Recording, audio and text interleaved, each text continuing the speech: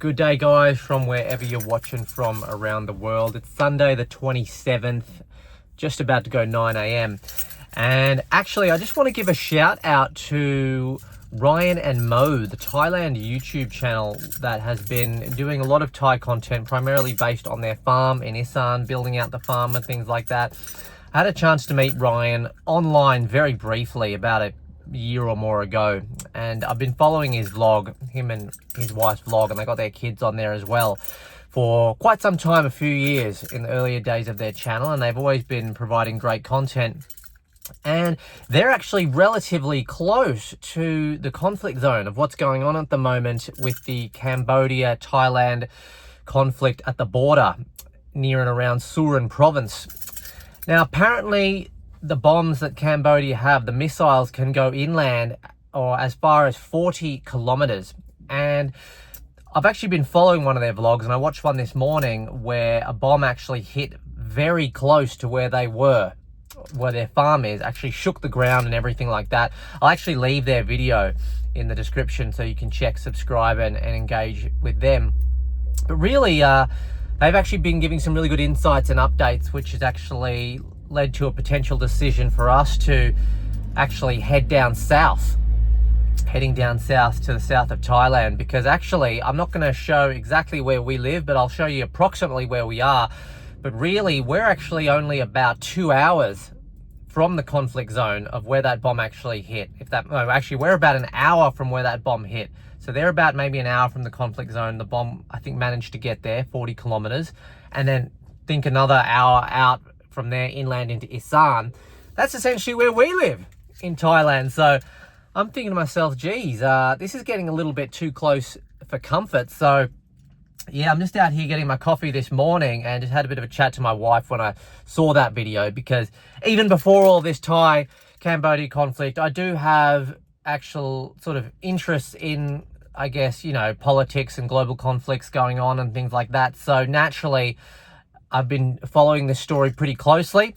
One thing I would say, though, is that no matter what you're hearing on the news and things like that, don't take it with a pinch of salt. I'm not saying not to trust it, but take it in. But also, you want to be looking around, even as silly as it might sound, places like YouTube, places like TikTok, maybe Twitter, X, okay?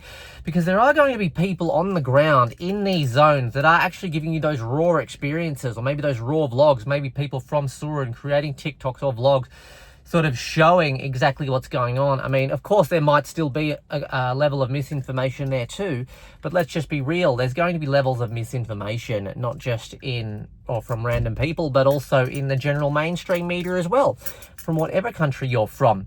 So take everything with a pinch of salt, and you need to try and, I guess, assess everything on an individual basis. So I made a little bit of a video 1 or 2 days ago now talking about this conflict and a little bit of the history that I think is important to understand around the conflict, and gave a bit of my own prediction as well as a few thoughts I had based on things that, I've been hearing just as a local on the ground close by. And look, the reality is, if you are in and around, especially the Isan zone in particular, you just don't know what can happen, all right? Even if you do look back historically, and you can use that, I guess, as a track record to gauge potential violence or things that are going to come from this war in the future, I think, it's not the worst decision to potentially consider getting out of this zone if you're not planning to already. In terms of the mainstream media news that I have kind of been following to the best of my ability, it does kind of appear that a de-escalation is not really even on the cards yet.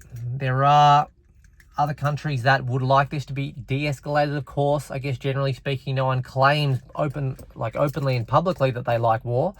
But the reality is, this conflict may not be over for some time, and there may be some possibility of some further escalation. I'm not sure if a full-blown invasion is on the cards or anything like that, but it's definitely something that we are going to be keeping a bit of a close eye on this channel. And because we are virtually in the affected zone, there's a good chance that we will possibly be leaving tomorrow.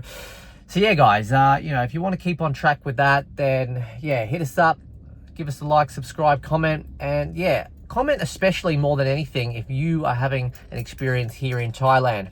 All right, let us know what experiences you've been going through. I think it's important that yeah, and places like YouTube and X and things like that, the community gets talking, and it's just going to be able to, to have that layer of communication outside of the mainstream media as well, and to be able to look at both as unbiasedly as possible is really probably the best thing. All right, so take care, guys, and we'll catch you in the next video.